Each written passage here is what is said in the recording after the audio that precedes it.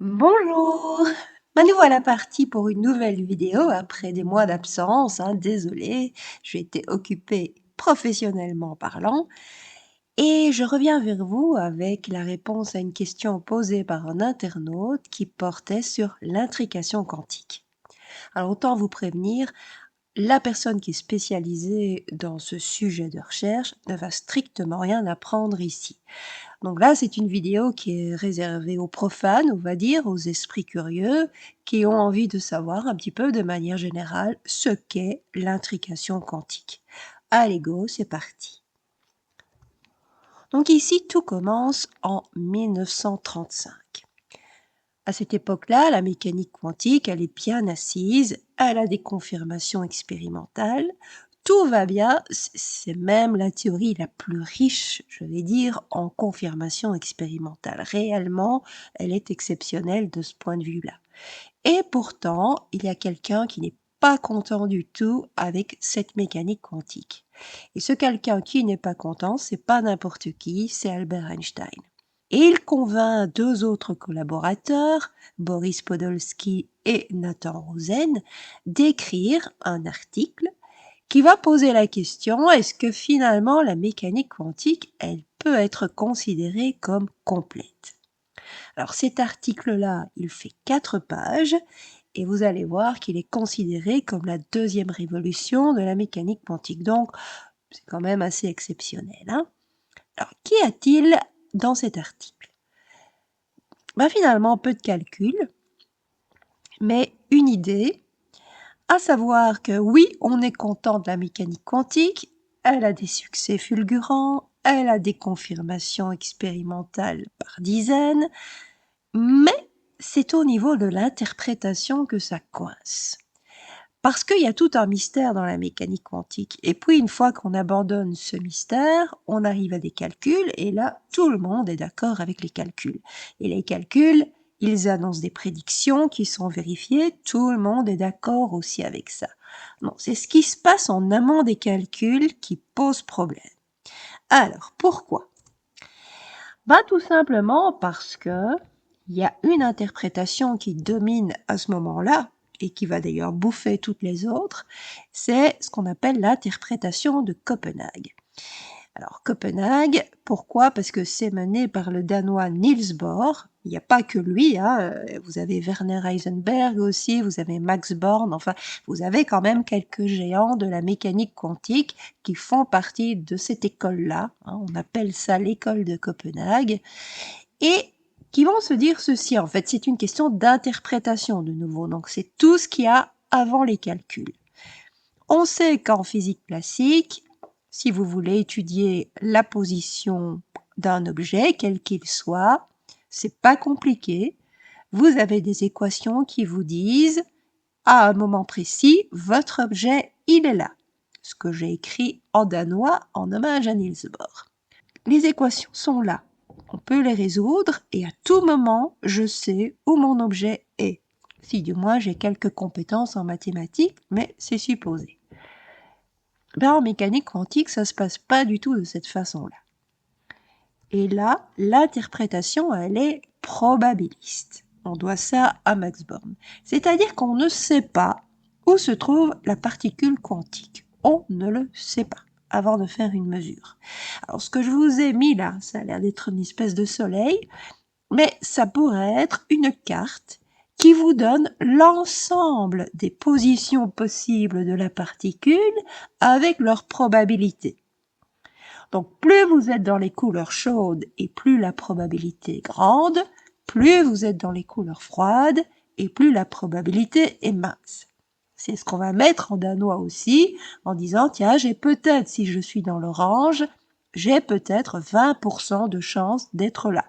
Et si je suis dans le bleu, je n'ai plus peut-être que 3% de chance d'être là. Donc en fait, on a toute une cartographie, et encore ceci est une cartographie simple par rapport à ce que peut donner réellement la mécanique quantique, où finalement, on ne sait absolument pas où est l'objet quantique, contrairement à la classique. On sait juste où il a des probabilités d'être, mais on ne sait absolument pas où il est. Et ce n'est pas parce que vous avez une probabilité supérieure d'être à un endroit que la particule sera là. Elle sera peut-être dans les endroits où il y a une probabilité très minime. Alors, qu'est-ce qui va décider de savoir finalement où l'objet quantique se trouve? C'est la mesure. Et la mesure, ici, elle va nous dire, piout, parmi toutes les positions possibles, vous êtes là. Attention, ça ne veut pas dire qu'avant la mesure, la particule était là et que c'est juste notre méconnaissance d'un système qui pourrait faire en sorte qu'on ignore tout simplement où elle était avant de faire une mesure.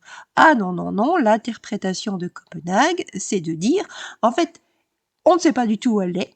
C'est voilà, c'est comme si on pêchait dans un océan sombre, hein, on ne sait pas du tout où sont les poissons.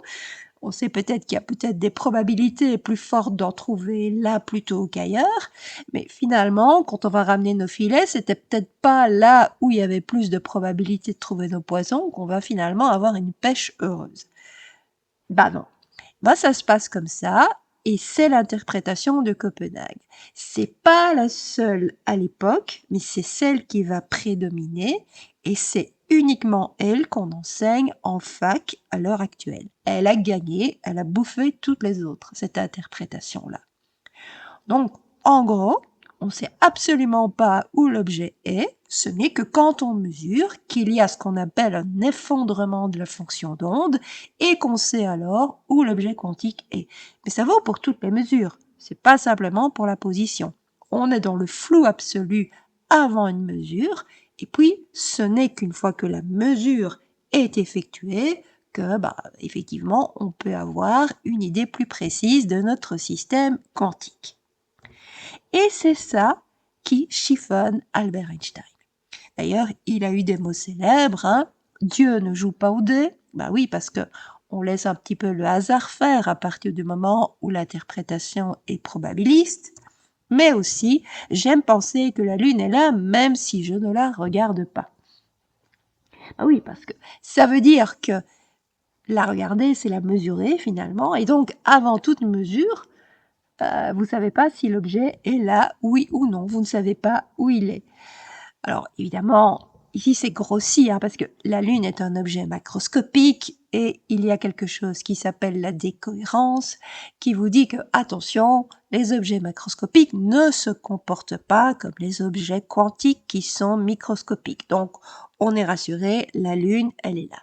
Mais si vous êtes un électron, si vous êtes un photon, donc un objet quantique, là, on ne sait pas exactement où vous êtes. Et ce n'est que quand on mesure ou quand on regarde, si vous voulez vous exprimer comme Einstein, qu'on sait où cet objet quantique se situe.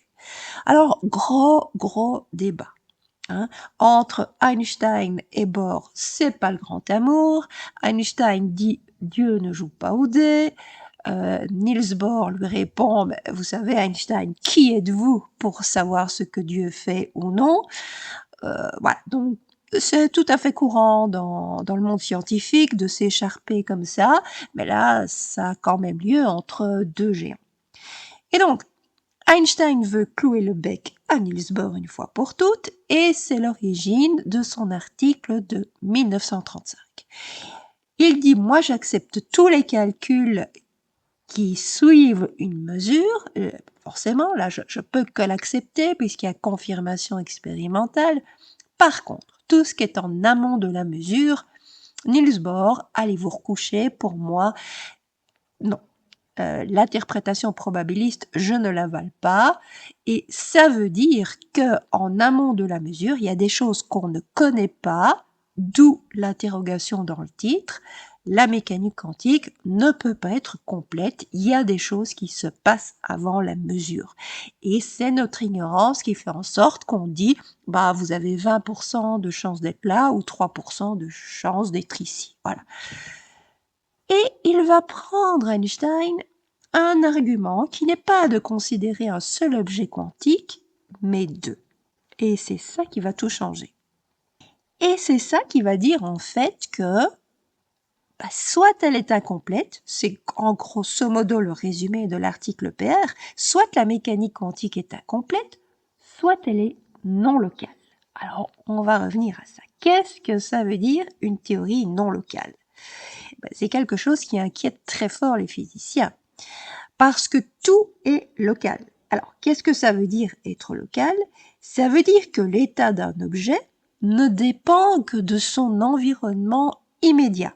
D'où les dominos que vous voyez. Si je fais tomber un domino, ils vont tous tomber les uns à la suite des autres, mais dans un ordre bien précis. C'est celui qui suit celui qui tombe qui va tomber par la suite. On imagine mal que vous fassiez tomber un domino là chez vous, ou que vous soyez, mettons que vous soyez à Liège, comme moi, voilà, en Belgique, et que tout d'un coup, en Nouvelle-Zélande, quelqu'un qui fait un jeu de dominos va voir ses dominos tomber de manière spontanée et instantanée. On imagine mal ça. Et pourtant, c'est ce que une théorie non locale supposerait. Imaginez, on est dans l'absurde absolu. Ici, je suis en train de réchauffer mon café et la personne qui est en Nouvelle-Zélande, qui a envie de prendre peut-être un café froid, son café se réchauffe simultanément, instantanément avec le mien. Ça n'a pas de sens. Donc, toutes les théories physiques que l'on connaît sont locales. Il y a une action de proche en proche. Or, ce que l'article EPR, comme on l'appelle, donc pour les trois noms de ces trois auteurs, Einstein, Podolsky et Rosen, l'article EPR va dire c'est l'un ou c'est l'autre. Moi, je vais considérer, dit Einstein, deux objets quantiques et soit je vais vous montrer que la théorie est non locale, soit la théorie est incomplète.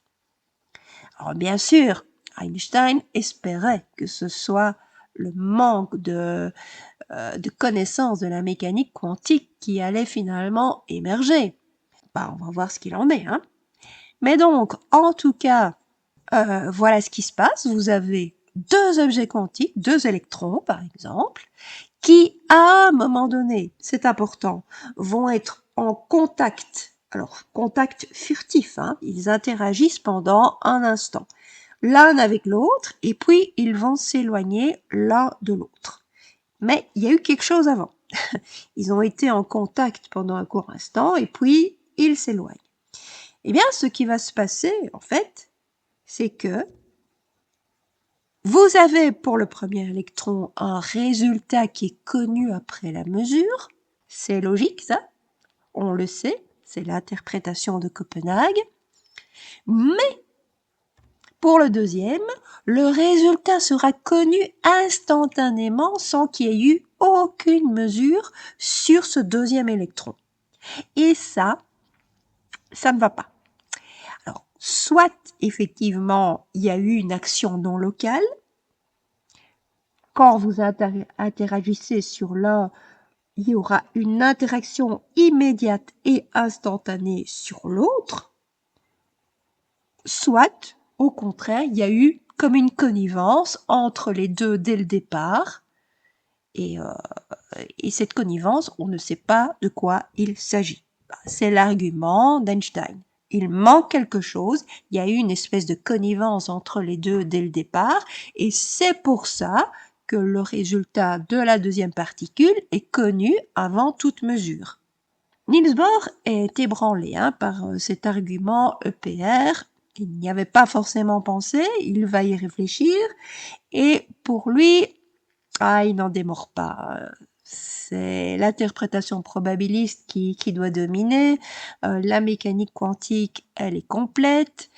Et il va expliquer en fait le fait de ce résultat connu sans mesure en disant, oui, mais attendez, ce sont les deux particules qui forment un tout. On ne peut pas les considérer, ces deux électrons, comme deux systèmes séparés et indépendants. Ils ont été en contact, donc ça forme un tout. Nous sommes en 1935, avec l'argument EPR et la réponse de Niels Bohr. Et finalement, les choses en restent là. Pourquoi ? Parce que tout simplement, la mécanique quantique, elle marche. Que ce soit Niels Bohr qui ait raison ou Albert Einstein qui ait raison. Et donc, il y a plus urgent que cette interprétation. Il faut calculer, il faut avoir des résultats, il faut mettre en évidence des applications expérimentales et technologiques. Donc, c'est le fameux Shut Up and Calculate qui est d'actualité et tout le monde va calculer et finalement ne pas accorder vraiment beaucoup d'intérêt au débat entre Einstein et Niels Bohr. Donc l'intrication, elle dort dans un tiroir pendant quelques années. Alors jusqu'à ce que, nous sommes une vingtaine d'années plus tard, il y a un certain David Bohm qui intervienne. Et lui, finalement, il se dit, c'est peut-être pas si philosophique que ça, ce débat-là. Mais le problème, c'est que la façon dont c'est présenté dans l'article PR, c'est un petit peu compliqué. Et donc, moi, je vous propose de simplifier la chose. Alors, simplifier comment? En considérant tout simplement une variable qui n'est plus la position, mais qui est le spin.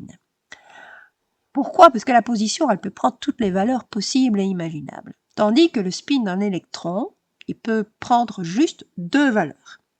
Comment voir le spin? C'est très moche comme illustration parce que ça ne reflète absolument pas la mécanique quantique, mais au moins c'est clair dans l'esprit des gens. Imaginez l'électron comme une petite bille, voilà, vous l'avez, et une petite bille qui tourne sur elle-même. Alors, soit elle va tourner dans un sens, vous le voyez ici avec la flèche circulaire, et alors dans ce sens-là, imaginez que vous le preniez avec votre main droite, là vous prenez la paume de votre main droite, vous englobez la petite bille dans le sens où elle tourne, c'est-à-dire ici le sens anti-horaire, et vous levez votre pouce, automatiquement il sera vers le haut. C'est ce qu'on appelle un état de spin-up. Par contre, si la petite bille tourne dans l'autre sens, vous prenez toujours votre main droite, vous englobez toujours la petite bille, mais cette fois-ci dans le sens horaire de la rotation, et votre pouce, il va être dirigé vers le bas. C'est ce qu'on appelle un état de spin down. Donc c'est ça qui simplifie, en fait, et c'est l'idée de David Bohm, c'est de simplifier plutôt que d'avoir des positions qui prennent toutes les valeurs possibles et imaginables, considérons le spin ou la polarisation, mais ça je n'en parle pas, qui ne prend que 2 valeurs possibles. Et pour le spin, c'est spin up, spin down, c'est tout. Plus un demi, moins un demi. Et on sait que à partir du moment où les électrons étaient en contact furtif, le spin de l'un est forcément influencé par le spin de l'autre. Et ça va être comme ceci. Si vous avez un premier électron qui est en spin-up, le deuxième sera en spin-down. Et inversement.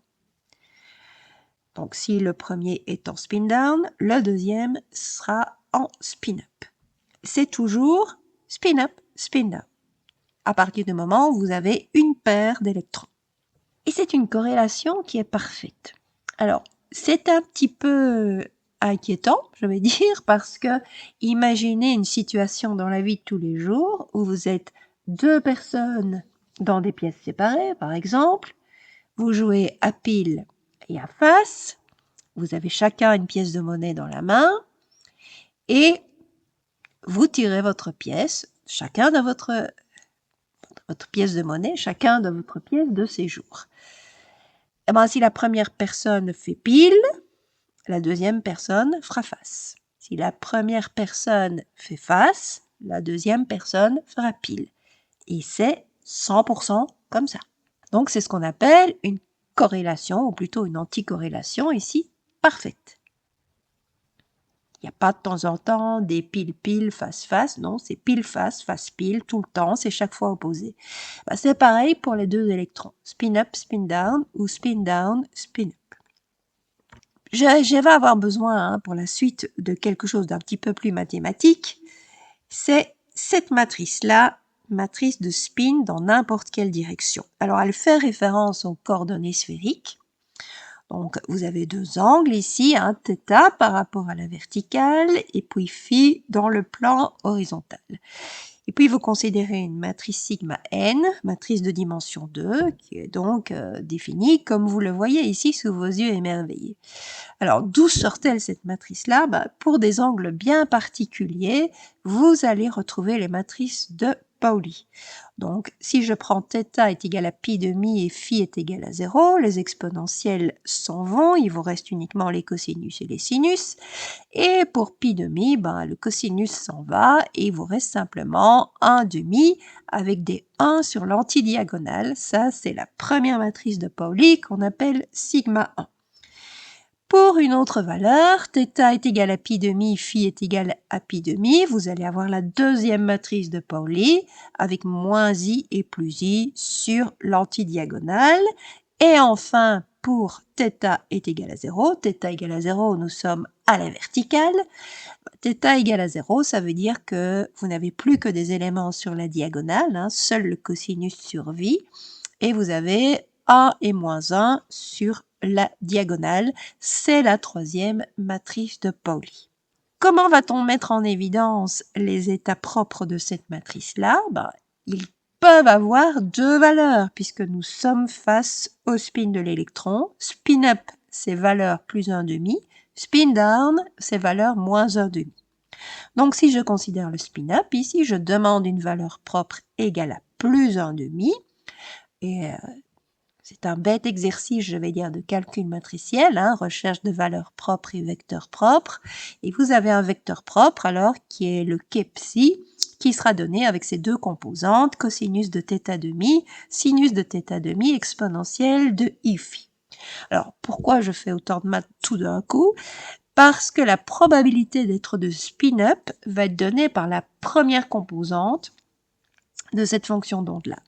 Et cette première composante, c'est cosinus de θ demi. Il faut simplement l'élever au carré pour avoir une probabilité positive, comme toutes les probabilités. Donc, voilà, retenez simplement ça, c'est que le spin, il n'est pas forcément en vertical, ça c'est gentil de le représenter comme ça, mais si vous voulez avoir la probabilité qu'il soit vertical et dirigé vers le haut, vous avez tout simplement à calculer le cosinus carré de θ demi, θ étant l'angle justement lié à la verticale. Donc retenez simplement ça. Probabilité de spin-up, cosinus carré de θ demi. Bon, je vais m'en servir d'ici quelques instants. Revenons à notre débat entre Einstein et Bohr. Donc, si Einstein a raison, la théorie EPR est vraie, et dans ce cas-là, ça veut dire que le premier électron et le deuxième électron se sont mis d'accord avant la mesure. Alors, se sont mis d'accord, évidemment, c'est une façon de parler. C'est l'origine de ce qui manque à la mécanique quantique. C'est ce que Einstein appelle des variables cachées. Il y a des choses qu'on ignore, voilà, mais qui font en sorte qu'il y a eu consensus finalement entre l'électron 1 et l'électron 2. On ne sait pas comment, on ne sait pas avec quoi, mais ils se sont mis d'accord avant toute mesure. Et puis, il y a la version Niels Bohr, ça veut dire que la théorie EPR est fausse. Et là, Niels Bohr nous dit, non, il n'y a absolument eu aucun accord préalable entre l'électron 1 et l'électron 2. En fait, c'est la mesure qui va faire en sorte qu'ils vont spontanément se mettre en up ou down, ou down ou up. Voilà. C'est comme ça que ça va se passer. Alors, je vais vous illustrer ça sur un cas bien précis pour que ce soit peut-être plus clair. Donc, je vais considérer ici un détecteur A pour la première particule et un détecteur B pour la deuxième particule.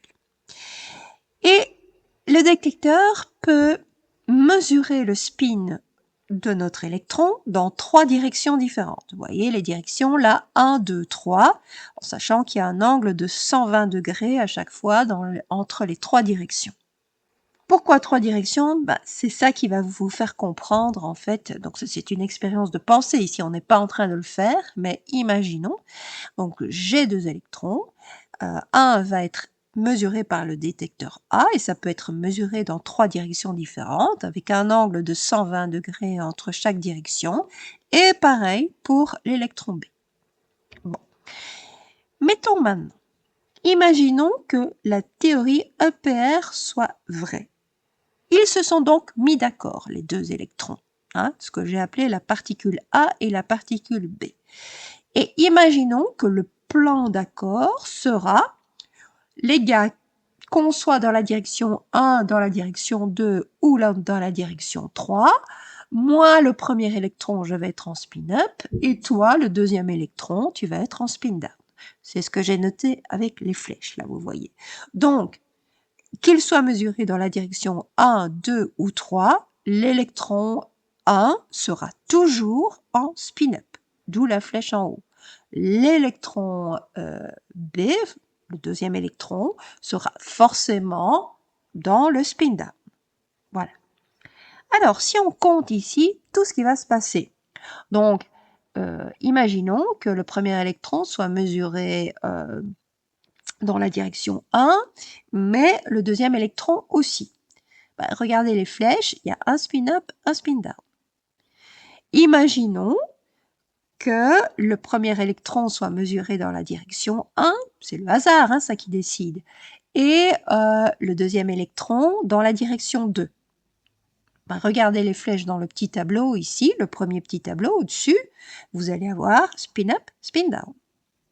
Imaginons que le premier électron soit mesuré dans la direction 1 et le deuxième électron dans la direction 3. Ben, de nouveau, ce sera spin-up, spin-down. Et forcément, sur l'ensemble des 9 possibilités, puisque vous avez 3 possibilités pour le premier électron, 3 possibilités pour le deuxième électron, donc vous avez un ensemble de 9 possibilités, ben, comme le premier électron sera chaque fois en spin-up et le deuxième électron sera chaque fois en spin-down, vous avez un résultat homogène de 9 résultats identiques, spin-up, spin-down. Voilà. Ce qui veut dire que probabilité d'avoir spin-up, spin-down, bah c'est 100%. Les 9 cas sont spin-up, spin-down. Bon, mais ça, c'est quand même un plan d'attaque qui est très particulier. Hein. Les particules n'ont pas eu beaucoup d'imagination. Imaginons un autre plan d'attaque. Celui-là. Cette fois-ci, la particule A, le premier électron, décide si je suis mesuré dans la direction 1, je serai spin-up. Si je suis mesuré dans la direction 2, je serai spin-up. Et si je suis mesuré dans la direction 3, je serai spin-down. Forcément, la particule B, elle doit être d'accord avec ce plan-là. Donc, quand la particule A sera spin-up, elle sera spin-down, et la particule B, elle sera spin-up quand la particule A sera spin-down. Ça vous donne le premier tableau au-dessus ici. Alors maintenant, on refait l'ensemble des 9 possibilités. Hein. Si les deux particules sont détectées avec dans la première direction, toutes les deux, vous allez avoir spin-up, spin-down. Si vous avez la particule A qui est mesurée dans la première direction et la particule B mesurée dans la deuxième direction, vous avez encore spin-up, spin-down. Mais cette fois-ci, regardez si la particule A est mesurée dans la première direction et la particule B dans la troisième direction. Vous allez avoir spin-up, spin-up. Ah! Et vous pouvez ainsi considérer l'ensemble des 9 mesures. Alors, pour 2, 1, vous aurez encore spin-up, spin-down. 2, 2, spin-up, spin-down. Spin-up, spin-up pour 2, 3. Et spin-down, spin-down pour 3, 1, 3, 2. Et puis, on revient sur un spin-down, spin-up, ici, pour les deux particules mesurées dans la direction 3. Ce qui veut dire, comptez un peu le nombre de fois que vous avez spin-up, spin-down, alors dans n'importe quel ordre, hein, pour l'ensemble des 9 cas possibles. Vous avez le premier, le deuxième, le quatrième, le cinquième et le dernier. Ça fait 5 cas sur 9. 5 cas sur 9, 5 neuvièmes, ça fait 56%. Donc là, vous avez une paire spin-up, spin-down, pas forcément dans cet ordre-là, hein, l'ordre n'a pas d'importance, de 56%. Vous pouvez en fait faire tout ce que vous voulez comme possibilité de plan d'attaque. Faites-le d'ailleurs si vous avez du temps à perdre. Hein. Pensez à tous les plans d'attaque qui sont décidés en amont de la mesure par les deux électrons. En fait, vous ne descendrez jamais en dessous de 56%. C'est la valeur minimale, la probabilité minimale d'avoir une paire spin-up, spin-down. on ne descendra jamais en dessous de 56%. Si la théorie d'Albert Einstein est vraie. Maintenant, si elle est fausse, et que donc c'est Niels Bohr qui a raison, ben là, les choses sont un petit peu différentes. Parce que vous allez faire une mesure sur le premier électron. Il n'y a pas eu de plan préalable. Il n'y a pas eu de plan préalable ici. Et donc, tout se joue à la mesure. On ne sait pas ce qui se passe avant la mesure. C'est l'interprétation de Copenhague. Il n'y a pas de plan caché, il n'y a pas de variable cachée. On ne sait pas ce qui se passe avant la mesure, et donc on n'en parle pas. Mais voilà, on mesure le premier électron, avec la direction 1 par exemple, il est en spin-up. Alors, qu'est-ce qui va se passer? Rappelez-vous ma probabilité là, dont je vous ai parlé. La probabilité pour le deuxième électron d'être en spin-up alors est de cosinus carré θ demi. Ben oui, mais on va calculer parce qu'il y a 3 directions. Ici, notre angle, alors il est de 120 degrés, mais on doit le partager en deux, donc ça fait 60. Et ça fait, remplacer θ par 60 degrés, ça fait 3/4. Donc, probabilité d'être de spin-up, c'est 3/4. Mais attention, vous avez 2 directions sur 3 qui vont vous donner cette probabilité-là. Puisque vous avez la direction 2, vous avez la direction 3. Donc, la probabilité totale d'être de spin-up se mesure, se calcule par le produit 2/3 fois 3/4. Ce qui, bien sûr, vous l'avez compris, fait 50%. Alors, bien entendu qu'on va aussi avoir 50% pour le spin down, forcément, puisque vous avez que ces 2 possibilités-là, et on peut le calculer aussi autrement, en disant, cette fois-ci, vous avez 1/3. Pourquoi? Parce que c'est la direction 1, avec du 100% de spin down, parce que vous avez du spin-up en direction 1 pour le premier électron. Donc, clairement, si c'est le détecteur qui est placé en 1 qui s'agite, vous aurez 100% de spin down. Mais on n'est pas sûr que ce soit la direction 1 qui prenne la mesure. Donc, nous avons 1/3 plus alors les 2 autres directions possibles, et ce qui nous donne évidemment 2/3 fois 1/4. Donc, 50% pour le spin-up, 50% pour le spin-down. Et ce qui veut dire que vous avez un moyen de mesurer ici qui a raison et qui a tort. Avec vos 2 électrons, vous allez avoir spin-up, spin-down dans plus de 56% des cas si Einstein a raison, et dans 50% des cas si Einstein a tort. Et c'est ce qu'on va pouvoir mesurer.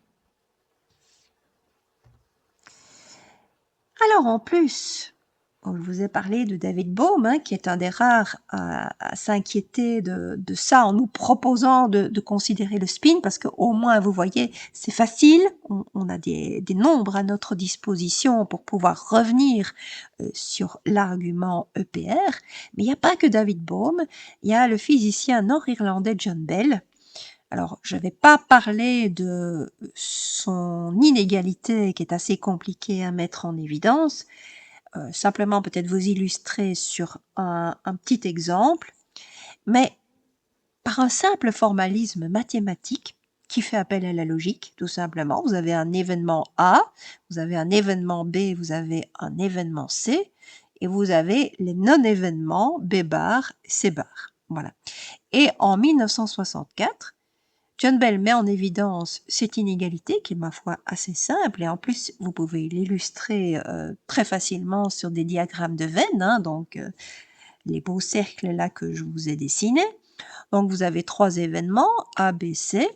Alors, prendre A, B bar, ça veut dire quoi? Ça veut dire qu'on prend l'ensemble A et qu'on lui enlève le B. C'est pour ça que vous avez ici le premier dessin avec la partie rouge et la partie bleue là qu'il faut prendre dans A, mais pas la partie blanche. Puis vous avez B, C bar. Alors B, C bar, ça veut dire que je dois prendre B, mais pas C. Donc, j'enlève C et il me reste la partie bleue et la partie rouge. Et puis, vous avez de l'autre côté de l'inégalité AC bar, où là, vous prenez A, mais pas C. Donc, vous avez les deux parties rouges ici. Bah, regardez ce que nous dit John Bell, hein, c'est que la partie, je vais dire la première partie du diagramme de Venn, avec la partie rouge et la partie bleue, plus la deuxième partie ici du diagramme de Venn avec la partie bleue et la partie rouge, est forcément supérieure au troisième dessin qui n'a que la partie rouge. Forcément, vous avez les parties bleues en plus. Alors, ça a l'air évident ici sur des diagrammes de Venn, c'est très évident de manière, je vais dire, macroscopique.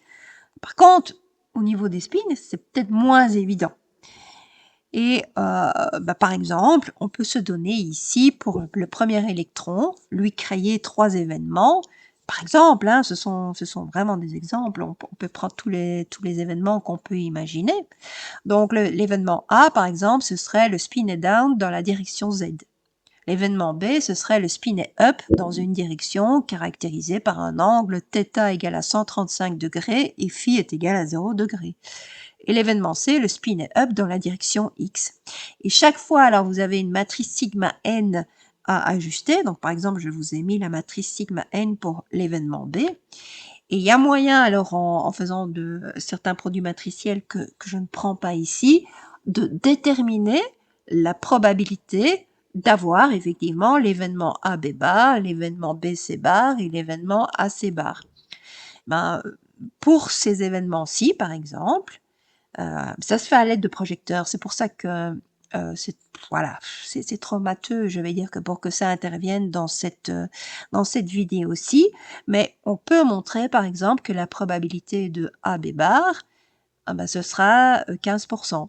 La probabilité de BC bar, dans ces cas-là, hein, pour ces 3 événements A, B, C là, ce sera 15% aussi. Donc, vous aurez pour le premier membre un total de 30%. Et si vous vous intéressez à la probabilité AC bar, là, vous allez avoir 50%. Eh oui. Donc, 30% n'a jamais été supérieur à 50%, ce qui veut dire que les inégalités de John Bell sont violées pour, par exemple, ces événements ABC que je vous ai donnés comme cas particulier. Alors, qu'est-ce que ça veut dire, les inégalités de John Bell violées? En fait, c'est ça l'intérêt du résultat de John Bell, c'est de dire si mes inégalités sont vraies, alors c'est Einstein qui a raison. Si mes inégalités sont fausses, alors c'est Niels Bohr qui a raison. Et donc, vous avez compris, on a déjà là un exemple, il suffit. 30% n'a jamais été supérieur à 50%, ce qui veut dire que voilà, c'est la théorie EPR qui se fait casser la figure et c'est la mécanique quantique qui a raison. Donc, qu'est-ce que ça veut dire ça? Ça veut dire tout simplement que la mécanique quantique, elle est bien complète. Il n'y a pas un plan d'attaque caché en amont de la mesure. Il n'y a pas de variable cachée. Et que, conséquence vertigineuse, parce que c'est ce que l'article PR nous disait finalement, hein, attendez, la théorie, elle est soit incomplète, soit non locale. Et bien sûr que les 3 auteurs espéraient que ce ne soit pas la non-localité qui soit mise en évidence. Eh ben si, en fait. Donc ça veut dire que vous pouvez éloigner 2 électrons d'aussi grande distance que vous voulez, l'un va s'adapter instantanément à l'autre. Donc, si le premier électron a été mesuré dans une direction verticale, par exemple, en spin-up, instantanément, le deuxième électron sera dans une direction verticale au niveau de son spin, mais cette fois-ci vers le bas, en spin down. Si vous êtes avec un angle θ égale à 135 degrés, phi égale à 48 degrés, je dis n'importe quoi, mais enfin c'est une direction possible, pour votre premier électron, mais avec un spin-up, je vais dire, dans cette direction-là, eh ben, au niveau du deuxième électron, automatiquement, il va se mettre parallèlement au niveau de son spin par rapport au premier électron, mais dans le sens opposé. Et chaque fois, quelle que soit la direction du premier spin, Bah, la direction du deuxième spin, celui du deuxième électron, sera parallèle, mais les sens vont être opposés. Ça va être up et down à chaque fois, instantanément. Alors, évidemment, on peut se poser des questions philosophiques. Ouah, ouah, ouah, ouah, qu'est-ce que ça veut dire? Est-ce que ça veut dire que on a une transmission qui est supérieure à la vitesse de la lumière? Bah, pas forcément, hein, puisque ça veut dire en fait que les deux électrons ayant été mis en contact de manière furtive, quelque part ne forment qu'un.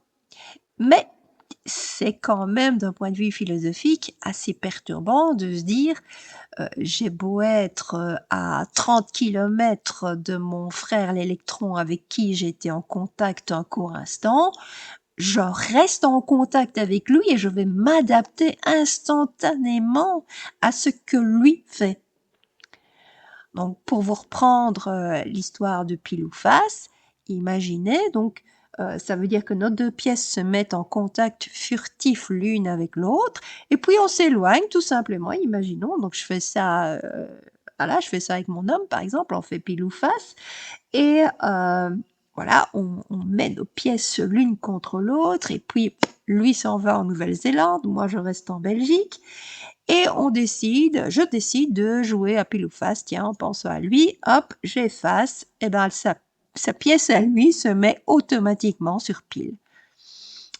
Voilà, et la Nouvelle-Zélande est un exemple, mais il n'y a pas de limitation en fait au niveau de la distance. Et l'adaptation, elle est instantanée. Donc, on a beau être très éloigné, si on a été en contact furtif à un moment donné, on sera toujours en corrélation parfaite. C'est pas quelque chose qui se voit couramment dans notre monde macroscopique, hein. Et pourtant, c'est ce que finalement nous disent non seulement David Bohm et John Bell, mais ça a été confirmé par le français Alain Aspect, cette fois-ci d'un point de vue expérimental, en 1981. Lui a trouvé, lui et son équipe, hein, ont trouvé la façon de confirmer ça de manière expérimentale, parce que pour le moment, ça n'était que des calculs, je vais dire, alors des calculs tout à fait valables, hein, mais il n'y avait pas d'expérience, et en général, la physique, elle aime quand même bien une confirmation expérimentale. Donc Alain Aspect, lui, s'y met, et en 1981, bam, avec des photons cette fois-ci, pas des électrons, et une polarisation et pas le spin, mais bon, ça revient au même. Et finalement, il montre que oui, de nouveau, EPR, ça va pas. La mécanique quantique, elle est bien complète, et elle est bien non locale. Voilà. Et il va falloir vivre avec ça. C'est ce qu'on appelle la deuxième révolution quantique, parce qu'on ne comprend pas toujours actuellement, finalement, ce qui se passe. Confirmation expérimentale, alors à de multiples reprises depuis. Hein, et d'ailleurs, il faut souligner que Alain Aspect a eu le prix Nobel récemment pour cette découverte majeure. Mais réellement, la philosophie de ce qu'il y a derrière tout ça, voilà. Hein.